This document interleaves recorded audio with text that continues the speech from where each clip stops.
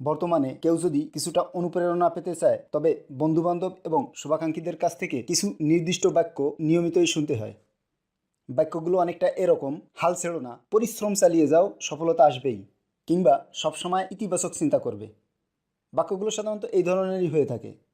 এই কথাগুলো সত্য এবং অনুপ্রেরণা যোগানোর জন্য দারুণ, সে বিষয়ে কোনো সন্দেহ নেই। তবে সমস্যা হলো, আমরা সবাই এই কথাগুলোর সাথে মোটামুটি অনেক আগে থেকেই পরিচিত। ফলে এই ধরনের অনুপ্রেরণামূলক বাণীগুলো আর তেমন কার্যকরীভাবে অনুপ্রেরণার আধার হিসেবে কাজ করতে পারে না। এই সমস্যার সমাধান হিসেবে আমি এই ভিডিওতে আপনাদের কাছে কিছু নতুন ও অনন্য উপায়ের কথা তুলে ধরব, যেগুলো আপনারা আপনাদের জীবনে কাজে লাগানোর মাধ্যমে আরও বেশি সফল হয়ে উঠতে পারেন। তার আগে আমার এই চ্যানেলটি এখনও যারা সাবস্ক্রাইব করেননি তারা এখনই সাবস্ক্রাইব করে নিন, সাথে বেল বাটনটিও অ্যাক্টিভ করে নিন, যাতে ভিডিও আপলোড দেওয়ার সাথে সাথেই নোটিফিকেশান পান। আর যারা আগেই চ্যানেলটি সাবস্ক্রাইব করে নিয়েছেন তাদেরও ধন্যবাদ। স্বাগত জানান ব্যর্থতাকে। জি, ঠিকই পড়েছেন। জীবনে ব্যথা ও কষ্টকে হাসি মুখে মেনে নিন। জীবনে এমন কোনো পরিস্থিতির মাঝে রয়েছেন যা আপনার শারীরিক ও মানসিক কষ্টের কারণ হয়ে দাঁড়িয়েছে। মেনে নিন এই পরিস্থিতিকে এবং জেনে রাখুন, যখন আপনার এই পরিস্থিতি থেকে উত্তরণ ঘটবে তখন আপনি নিজেকে আবিষ্কার করবেন আরও বেশি শারীরিক ও মানসিকভাবে পরিপক্ক হিসেবে।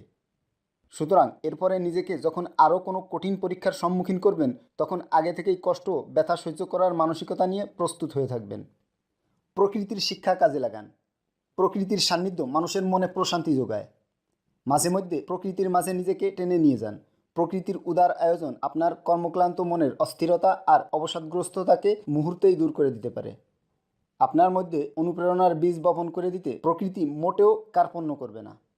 আপনার দৈনন্দিন জীবনের শব্দ থেকে নিজেকে সরিয়ে ফেলে স্বচ্ছতা খুঁজে বের করে আনার চেষ্টা করুন। হতাশাকে ঝেড়ে ফেলে দিয়ে প্রকৃতির অনুপম শিক্ষার ভাণ্ডার থেকে নিজের জন্য প্রয়োজনীয় শিক্ষাটা মনের মধ্যে গেঁথে নিয়ে আবার শুরু করুন।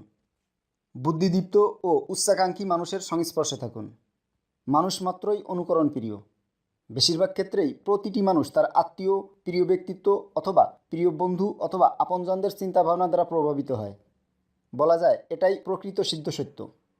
এই সত্যটাকে পরিপূর্ণভাবে কাজে লাগানোর জন্য আপনি আপনার সীমারেখার মাঝে এমন কিছু মানুষকে বাছাই করুন যারা সবসময় প্রতিটি চিন্তাভাবনা অথবা কার্যক্রমের মাধ্যমে তাদের বুদ্ধিদীপ্ত মন ও সুন্দর চিন্তাভাবনার পরিচয় দেয়। আপনি নিশ্চয়ই আপনার মনের উচ্চাশা লালন করেন। আপনি নিশ্চিত থাকবেন যে আপনার আশেপাশে থাকা প্রিয় ব্যক্তিগুলোর বুদ্ধিদীপ্ত মন আপনার মনেও দীপ্তি ছড়াবে। শারীরিক ও মানসিক সুস্থতা নিশ্চিত করুন। আপনার শারীরিক অসুস্থতা কিংবা মানসিক অবসাদগ্রস্ততা আপনার চিন্তা শক্তিকে দুর্বল করে দিতে পারে। শারীরিক দুর্বলতা আপনার মধ্যে কর্মক্লান্তি কিংবা কর্মে অনীহা এনে দেওয়ার জন্য যথেষ্ট। বিপরীতে সুস্থ শরীর মন আপনাকে কর্মোদ্যমী করবে। তেমনিভাবে মানসিক সুস্থতা ইচ্ছাশক্তিকে বেগবান করবে। আর সবচেয়ে বড় বিষয় হলো, সুস্থ দেহ ও সুস্থ মন সম্পন্ন ব্যক্তি নিশ্চিতভাবেই অন্যদের তুলনায় বেশি অনুপ্রাণিত হয়ে থাকে। ভালো অনুভূতির জন্যে সানন্দে প্রত্যাশা করুন। এটি আমার জীবনের সবচেয়ে প্রিয় সূত্র নিজেকে উদ্দীপ্ত করার জন্য। আপনি যখন কঠোর পরিশ্রম করবেন কোনো কিছু পাওয়ার জন্যে এবং শেষ পর্যন্ত যখন সেটি পেয়েও যাবেন, সেই মুহূর্তে আপনার কী রকম অনুভূতি হবে ভাবতে পারেন? নিশ্চয়ই আত্মতৃপ্তিতে ভেসে যাবে আপনার মন। এই জন্যই চিন্তাভাবনাকে সবসময় তাজা রাখুন, নিয়মিত স্বপ্ন দেখুন আর পরিকল্পনা করুন স্বপ্নকে বাস্তবে রূপ দেওয়ার। প্রতিদিন দেখা এই ছোট ছোট স্বপ্নগুলোই আপনার মনে কাজের প্রেরণা যোগাবে।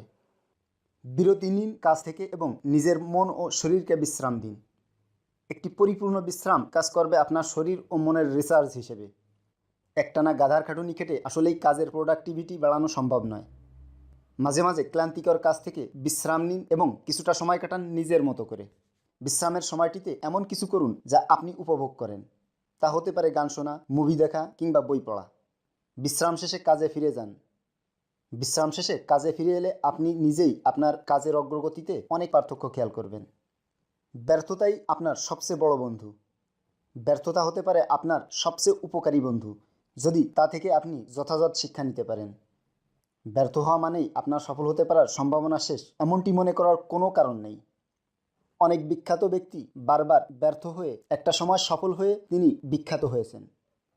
তাই আপনি যদি সফল না হতে পারার পিছের কারণগুলো বিশ্লেষণ করে সেগুলো মনে রেখে আর পুনরাবৃত্তি না করেন, তবে সাফল্য অবশ্যই আপনার হাতে ধরা দেবে। জীবনকে উপভোগ করুন। জীবনে যেরকম পরিস্থিতিতেই থাকুন না কেন, সেই অবস্থাতেই জীবনকে উপভোগ করা শিখুন। নিজের ভুলগুলোর দিকে তাকিয়ে হাসুন। নিজের ফিউচার সম্পর্কে ইতিবাচক চিন্তা করুন।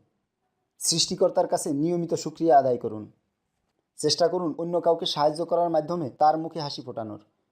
প্রতিটি দিন শেষে প্রার্থনা করুন পরের দিন যেন আরও ভালো কিছু বয়ে নিয়ে আসে আপনার জন্য। আসলে আপনার অনুপ্রেরণা আপনি নিজেই। ভালো লাগার বিষয়গুলোর প্রতি বেশি বেশি গুরুত্ব দিন। মনে করতে চেষ্টা করুন অতীতের কোনো ভালো ঘটনা যা আপনাকে উদ্দীপনা জুগিয়েছিল। সময় কাটান প্রিয় ব্যক্তিদের মাঝে যারা আপনার ভালো দিকগুলোর বিশেষ প্রশংসা করেন।